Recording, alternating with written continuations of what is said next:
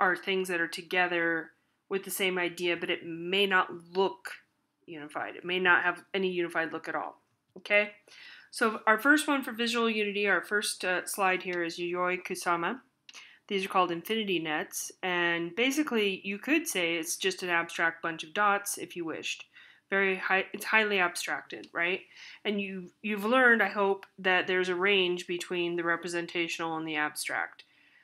In her case, this is somewhat realistic or representational. She's calling them nets, like fishing nets. So if you see these curvatures, that could just be the sort of unfurling or the bunching up, either one, of the net, and sort of creating these textures and these curves. So she's saying it does represent something. It's not completely abstract for her case. So sometimes you go by what the artist is telling you. Sometimes you go by what a curator or an art critic is telling you. It can be tricky, I agree. But this one does have visual unity, okay? That's what we're covering. Conceptual unity, this is not my favorite example, but this is the only one the book gives us. Not a lot of other options here. Annette Messager, she has taken these framed photos, framed photo frames, and she puts writing into some and then body parts into others. So this piece is about the body, and the writing, it's in French, but it has meaning that correlates also to the body. My problem with this is there is some visual unity in these black squares, or rather rectangles, that are unified here, and I think the writing is fairly unified, making visual unity. But the book is saying this is a conceptually unified piece.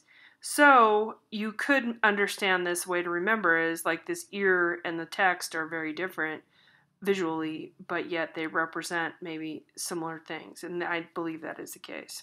Okay, so this is conceptual unity. Balance is going to be symmetrical, relieved approximate symmetry, and asymmetrical balance. The big thing here is the symmetrical and the asymmetrical. Mirror image of shapes or forms on either sides of an imaginary axial dividing line, which I'm going to show you that. It's a lot easier to look at than to just verbalize. So this is Isamu Noguchi, Japanese-American artist. His mother was American, his father was Japanese. Really interesting character. A new film just came out recently, which I'm forgetting the title. It was his mother's name. Interesting. So we're looking at it slightly at an angle, but if we were looking at it dead on, right here, if we put a line down it and we were standing in the front of it, it has absolutely perfect symmetry, right? So this is cut down the middle here. You could even say it's cut down the middle this way, either way.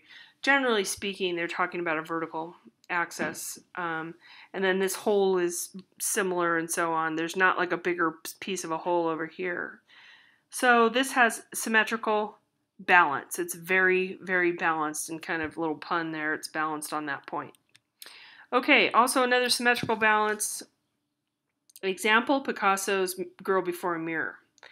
And this is showing basically the equivalent, right? The face is here, the face is there, the breasts are there, the belly's there, etc. So this really literally has a line down the middle with the edge of the mirror, the wooden piece that's holding the mirror up. So you do see how it's split in half.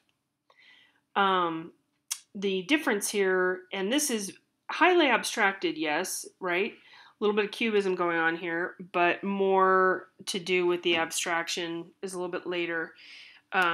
He is showing the mood of her